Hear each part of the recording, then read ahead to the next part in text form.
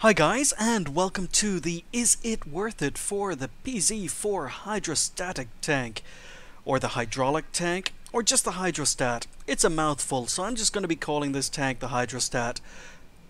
It is one of the rarest tanks in the game, and it is not currently available from the gift shop. In fact, a lot like my Su-85i review, this tank was introduced around the same time as the Su-85i, but it was never put into the game before now. So it's been around for quite a while, and as I say, it's one of the rarest tanks in the game. It's not available from the gift shop, but it is available through special offers. There have been two special offers so far. One from Jinx Clothing. If you bought a certain amount of World of Tanks gear from Jinx, you would get a free hydrostat, and the other one is from Razor. If you bought a Death Adder, you would also get a hydrostat thrown in.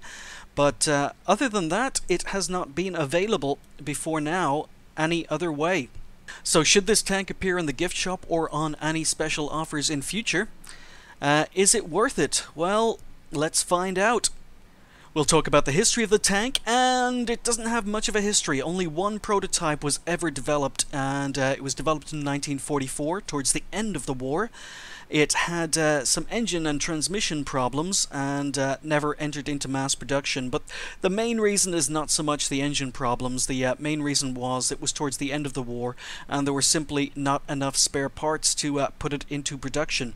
The combat history of the tank is a little bit unclear. According to some sources, it never saw combat because it kept breaking down, and according to other sources, it did see action on the Eastern Front against the Russians, but if it did, it ended up being captured by the Americans, so I don't know how it ended back up on the Western Front, having fought on the Eastern Front, but as I say, the history is a little bit sketchy, and the tank still exists today. The one and only prototype is currently in the States.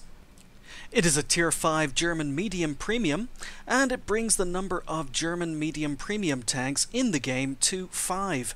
So if you're serious about collecting tanks and you're serious about training up German premium crews, there are a lot of choices. And in fact, right now, if I wanted to, I could put a one of my German medium crews through 6 5-times events simply by playing them in all the premium tanks and their own crew.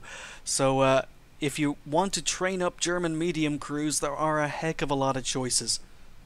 However, we're not going to be comparing it with the other German mediums, at least most of them, because it's a Tier 5, and that puts it directly in competition with the T25, which can be purchased from the tech tree or from the gift shop. But just to be objective, I am going to be comparing it against all the Tier 5 premium medium tanks in the game. I will be spending more time and more detail a little bit later in the review comparing it directly against the T25 and even the PZ4H in-game, but for the moment we're just going to look at all the Tier 5 premiums. So I'll try and keep this short. Hit points wise, it is very, very poor. In fact, only one of the Tier 5 premiums, the Chinokai, has fewer hit points. 610 hit points seems to be the standard for Tier 5 premiums, and the hydrostat falls well below this with 550. Weight-wise, it's pretty similar to all the other tanks. The Matilda Black Prince is the heaviest at 32 tons, but it seems to compare favorably to most of the other tanks. And if we skip down to the armor, you will also see that it has the worst armor of all the Tier 5 mediums. On paper, it has the same frontal hull armor as the T25, but the T25 is sloped, which gives it a bigger advantage. It is significantly worse than the Ram 2, Matilda Black Prince, or the Matilda 4, and even the Chinokai, even though the hull armor is 50 on front, just like the hydrostat, the turret on the Chinokai is far, far better armored at 75 in front and 50 on the side and rear. If you take a look at the hydrostat, 50 on front, 30 on the sides, 30 on the rear of the turret. The rear of the hull is only 20 millimeters thick. There are Tier 2 and 3 light tanks that are more heavily armored than the hydrostat. So low hit points and low armor means that this tank really gets messed up by HE, and you die really quickly. You need to be really careful in this tank and play it like a true medium. Flank, shoot when there's no danger of getting shot at, and basically try and stay safe. If we take a look at the engine power, the engine is pretty good. 300 horsepower doesn't seem a lot, and the T25 and Ram 2 have it beaten, but it is better than the other three tanks. It gets up to a very good top speed of 48 kilometers an hour, which is the second fastest of all the tanks. The T25 is significantly faster, but it is better than the other tanks. And while the hit points and the armor are two very big negatives, we do come into a positive when we look at the traverse speed. The hull traverse on this tank is 40 degrees per second, which is very good and is much better than any of its rivals. However, when we combine that hull traverse speed with a turret traverse speed of 44 degrees per second, this tank turns and gets its gun on target very quickly. So in this little clip you're going to see just how good this tank can be at acquiring a target. We are here on Ensk. It's a tier 6 game as per usual. Seem to get nothing but tier 6 games in this tank. And we've just spotted a Hellcat. So first shot goes high as per usual with this gun. We get another shot in. But on the minimap, I notice a T28 is flanking me, and we're able to turn, get a shot in very quickly. So again, I have just put a shot into the Hellcat. There's a T28 flanking me. I can see him on the minimap. And I am able to turn this turret so quickly and get a shot in.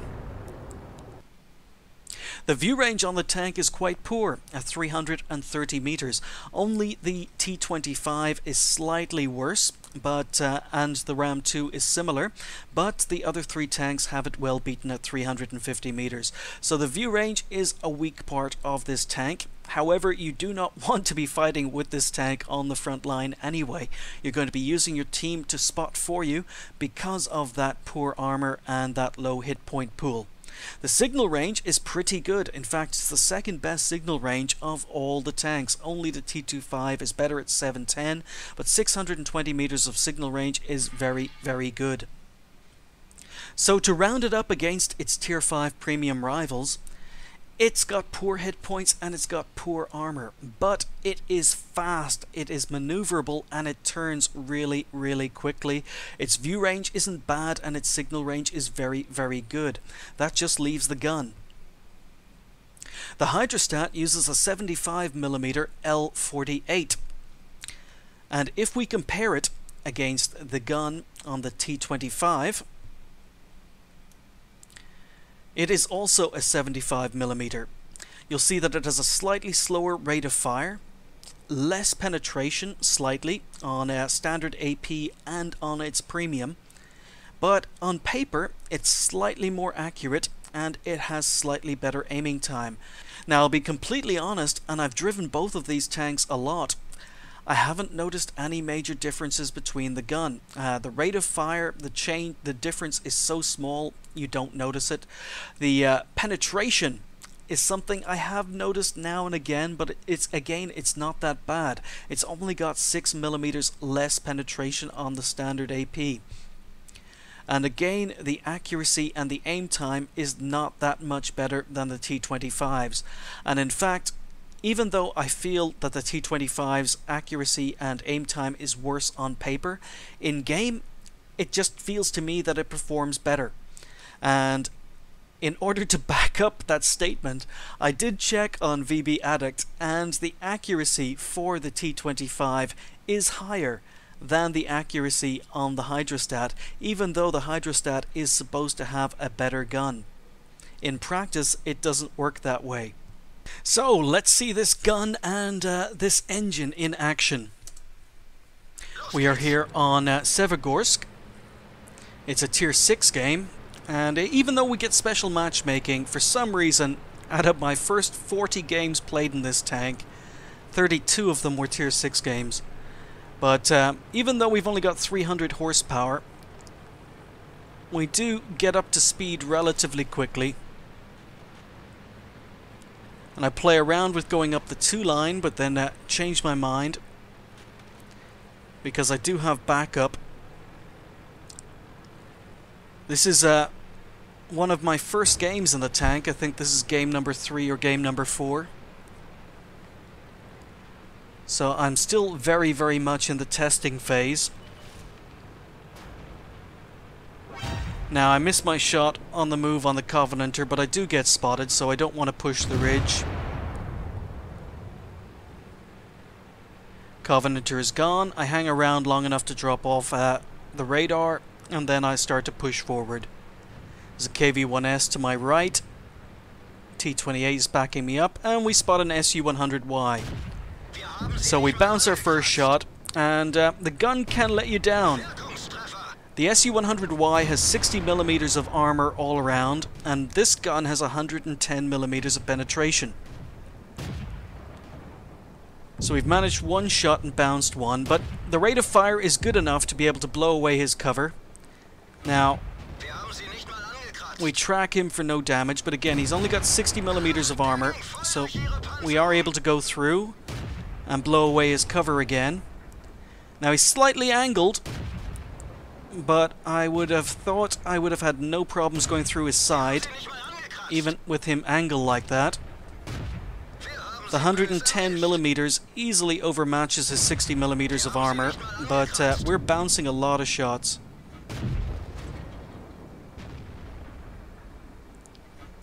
So, a shot on the front of the tank again is a bounce. He has to turn to face me, and we finally get the kill. So, you will find yourself bouncing a lot in this tank. I find I bounce a lot more shots in the Hydrostat than I do in the T25. So a Hellcat is spotted. I aim carefully, and fortunately he retreats just as I fire. So not much to aim at, but we do manage to hit him on the second attempt. Again, not much to aim at, but he moves forward and we get him again. And again. And he dies before we get another shot in. So there's a BDR and an M4 in the middle. And I'm in a medium tank, so it's all about flanking. So I advance to see if I can get some shots.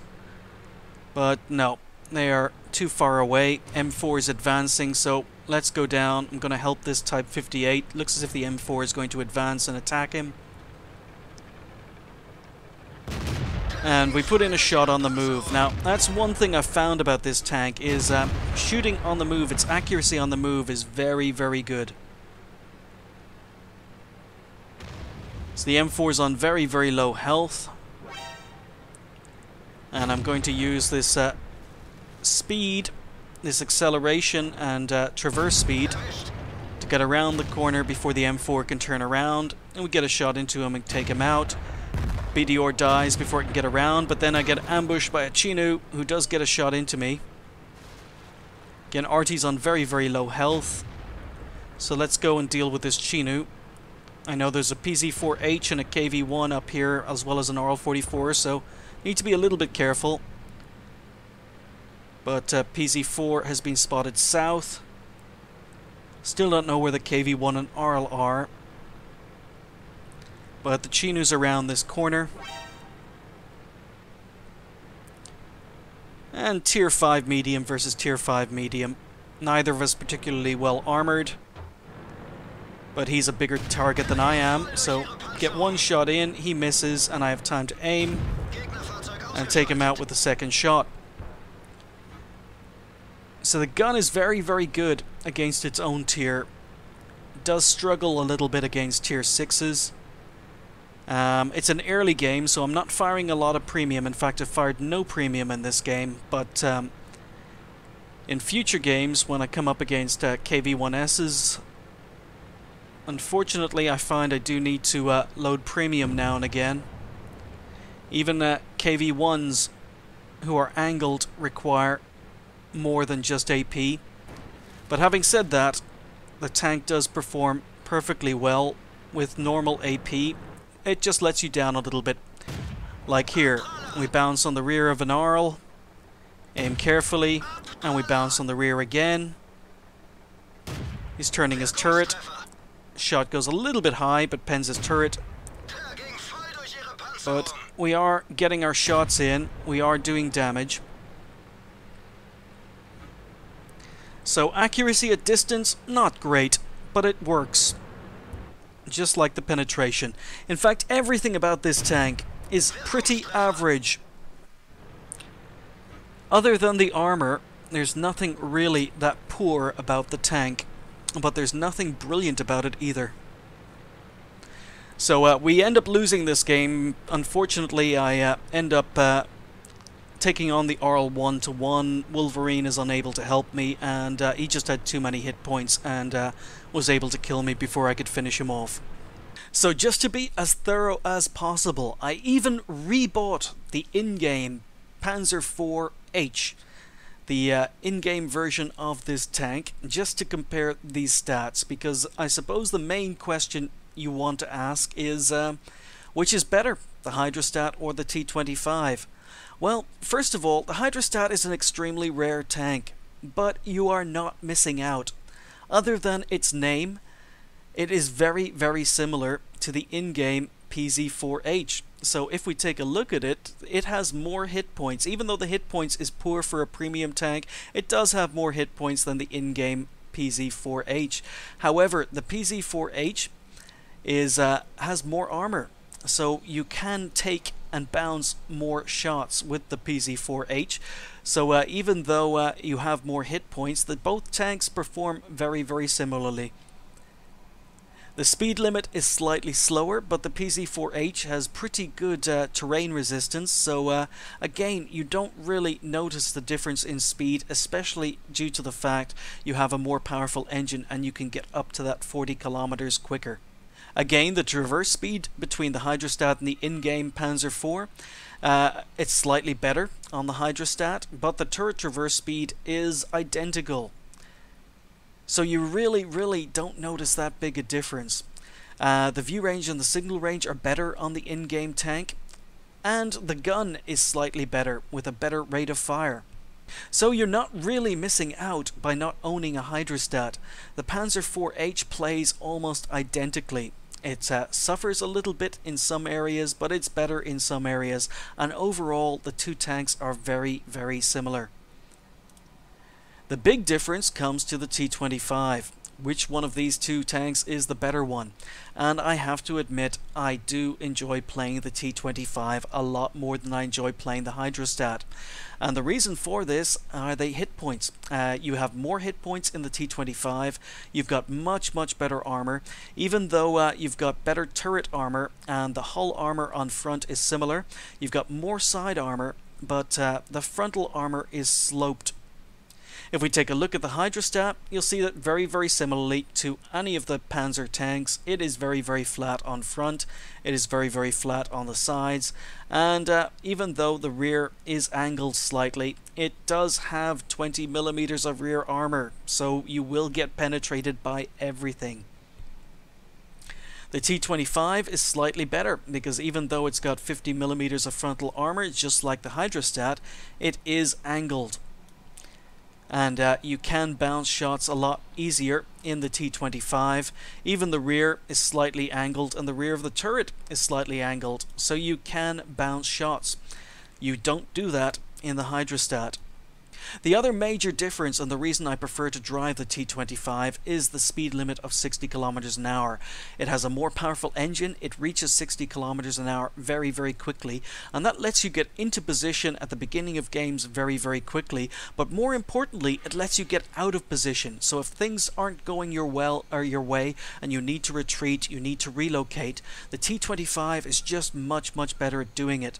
There are multiple times I have left it a fraction too late to get away in the Hydrostat, and even though it's a quick tank, the slightly slower acceleration and the slightly slower top speed meant that enemy tanks were able to catch me before I could make it to safety.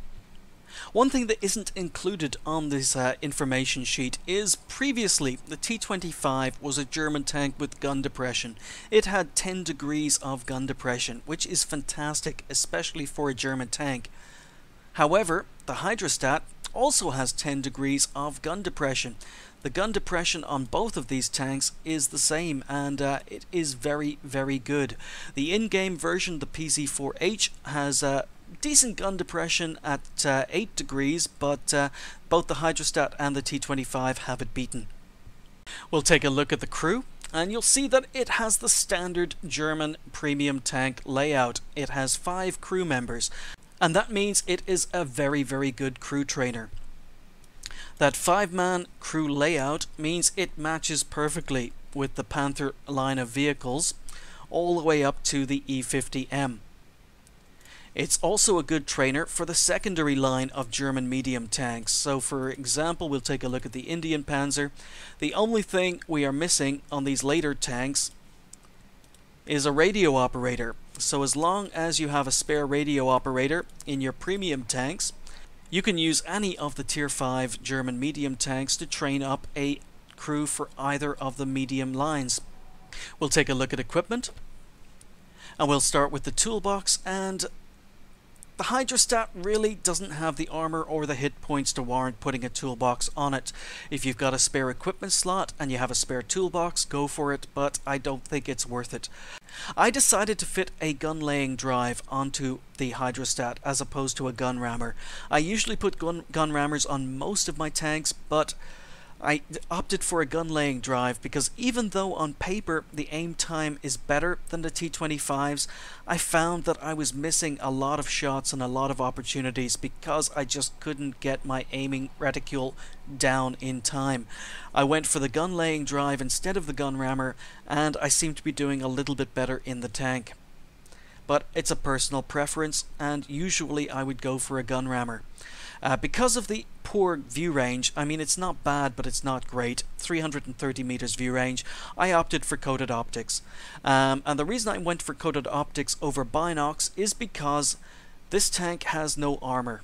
And if you get spotted and you get shot, you spend a lot of time on the move. You spend a lot of time moving in this tank. You have to flank enemies, you have to try and avoid getting shot, you have to try and find breaks in the enemy lines where you can flank them and shoot their weak spots, and I just found coated optics a far better choice because I very rarely have time to sit and snipe from a bush in this tank. However, if that's the way you want to play it, then binocs would probably be a better choice. Additional grousers I don't think are worth it because the ground resistance on this tank is actually pretty good. A medium caliber gun rammer is something I did have on the tank, but I was having problems with my aim time. Again, maybe it's just me, but I had to demount the gun rammer and put a gun laying drive on simply to get my aiming time down, and I seem to be doing better now that I have. But again, perfectly good equipment choice for this tank. It is up to you. Medium spall liner is a possibility because your armor is so poor and HE really messes you up. But again, the best protection you can possibly have in a Hydrostat is to avoid being hit. Stay on the move, stay safe, pop up, use your gun depression, take a shot, pop back down. Don't get shot and you won't need a medium spall liner.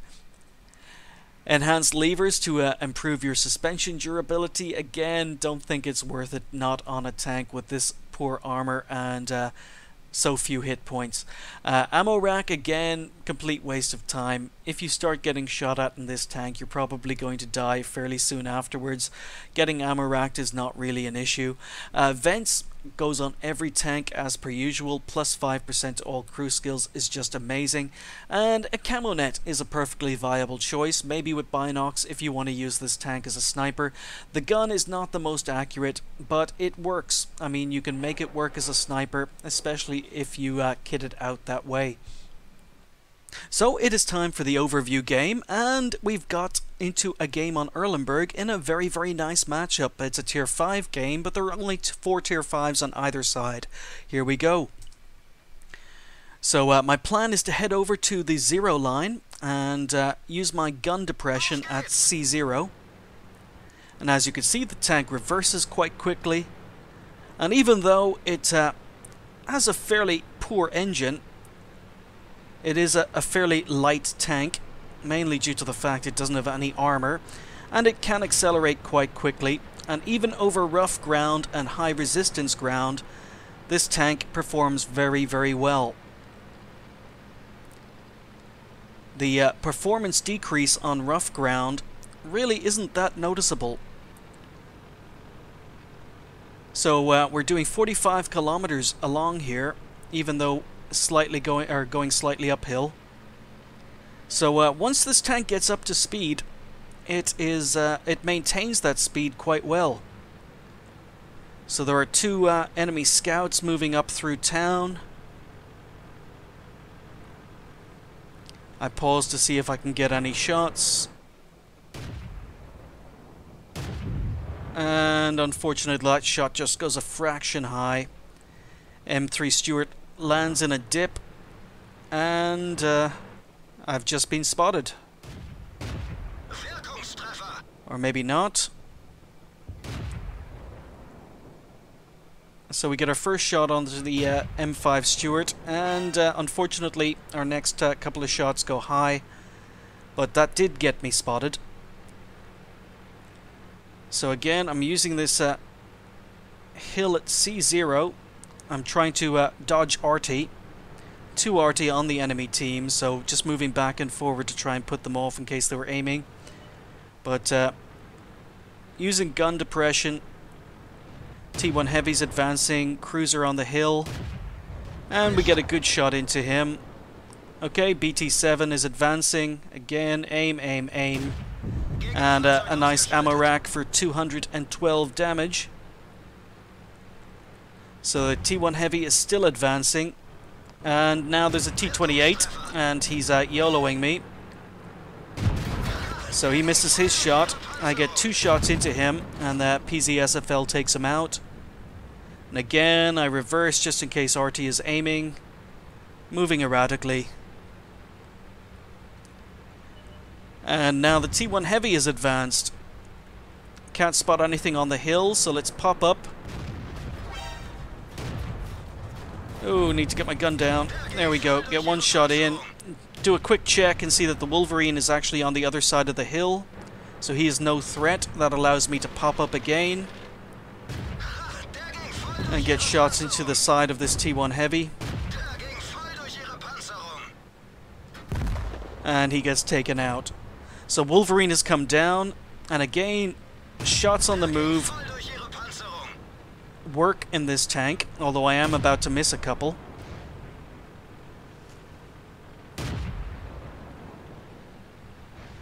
And I miss another easy kill. But again, we're just advancing. Nothing is spotted.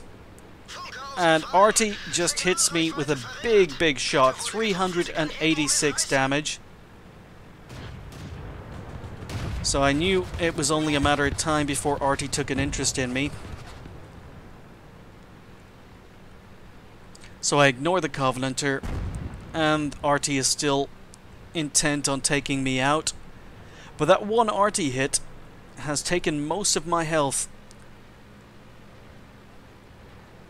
High explosives really, really mess this tank up. Even lower tier tanks with derp guns can really, really hurt you. So orange reticule, need to aim for a weak spot, get 1 shot in, pull back. And I'm very, very lucky. He hits my tracks. 99 damage, not full damage. But things are looking good. Only 3 enemy tanks left.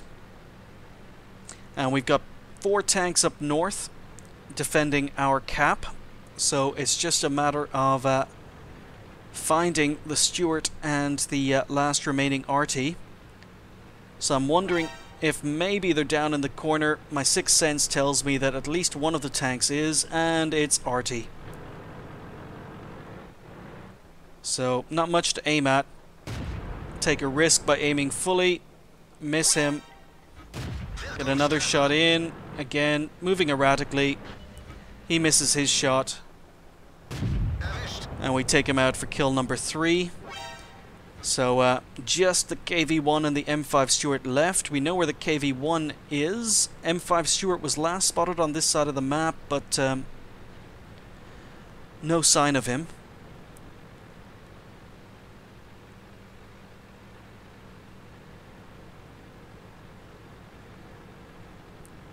And again, you can see how quickly this tank turns. The turret is just so fast.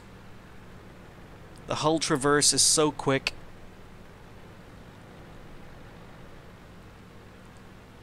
But having said that, you got exactly the same turret traverse speed on the Pz.Kpfw, the standard Pz4 in-game. But compared to the other Tier 5 premiums, it is just so much better. So M5 Stewart's on the other side of the map, just taking some blind shots. And he's just taken out our Pz1C. So I've got a decision to make. M5 Stewart has got 4 kills, he's a good player, and I'm sitting here in cap, so he knows exactly where I am. And I don't trust the view range on this tank. As I say, I've only got 330 meters of view range, and the M5 Stewart can easily beat that. So, if he's using a derp gun, he can one-hit kill me. And he has better view range. So I decide to play it safe. I move into an ambush position, and I'm expecting, if he is coming back, I'm expecting him to cross the river. I'm not expecting him to cross the bridge. So what I'm going to do is I'm actually going to move into third person here, so you can see just how quick this turret can turn when it needs to. So we've got a Pz4H moving up to where the Stewart was last spotted, but there he is. So unfortunately, I bounce my first shot, but I'm very, very quickly able to turn my turret and take him out for kill number 4 and win the game. So to sum up, is the Hydrostat a good tank? Yes, I think it is. It's not a great tank. It's a typical premium. I think that the in-game version of the Pz4H is very, very similar, if not even a little bit better. But I do think the T25 is a better tank. At least it suits me better. If we compare my stats in the two tanks, you'll see that I do much, much better in the T25 for some reason. I had the most horrific matchmaking at the start of my Hydrostat gameplay career. After about 30 games, I was running at 38% win rate. I just could not get wins in the Hydrostat. The Hydrostat does get special matchmaking. You will only see tier 5s and 6s in the Hydrostat, but I just could not get onto good teams. But maybe you will do better in the Hydrostat if you get it. So to sum up, is the Hydrostat worth it? Well, yes and no. If it appears in the gift shop in future, it would probably be worth it, because I don't imagine it would cost any more than any of the other tier 5 premium tanks. So it might be worth picking it up then. However, at the moment, unless you're planning to buy some nice World of Tanks t-shirts or some a new mouse, then it's not worth buying those products simply to get the tank. The T25 is just as good, if not better. It's got some major weak points. Its hit points means that you will get derped to death. Pretty much anything firing HE will penetrate and do full damage. It also has very, very poor armor, which means you're going to bounce very, very little, and you really have to avoid getting hit. While it's fast and it's mobile, it's not the fastest. The T25 is faster. And the gun is very, very similar on both tanks. Really, there's next to no difference. It's a good crew trainer, but then most of the German medium premium tanks are. Its view range is slightly better than the T25's, but its signal range is worse. But it is one of the rarest tanks in the game, so if you're going to be collecting tanks, this is a tank you probably should try and pick up. However, if you're just interested in buying a tier 5 premium tank to train up your German crews, then the T25 is a much, much better tank in my opinion. Even though it doesn't get special matchmaking like the Hydrostat does, the tank just can perform better. And it's cheap, and it's available. And there will be a T25 review coming along sometime soon. But for the moment, I would say the Hydrostat is only worth it if you're planning to buy a bundle of Jinx clothing or a Razer mouse anyway. Otherwise, you are not missing out on anything. There are a lot of better premium tanks at Tier 5 you can buy. There are a lot of better premium medium tanks at Tier 5 you can buy. And I think there's a better Tier 5 German medium premium tank that you could buy, the T25. But it is completely up to you. Is it worth it? Not at the moment, but if it does appear in the gift shop in the future, you might want to pick it up. It's not bad. Thanks for watching. I'll see you next time.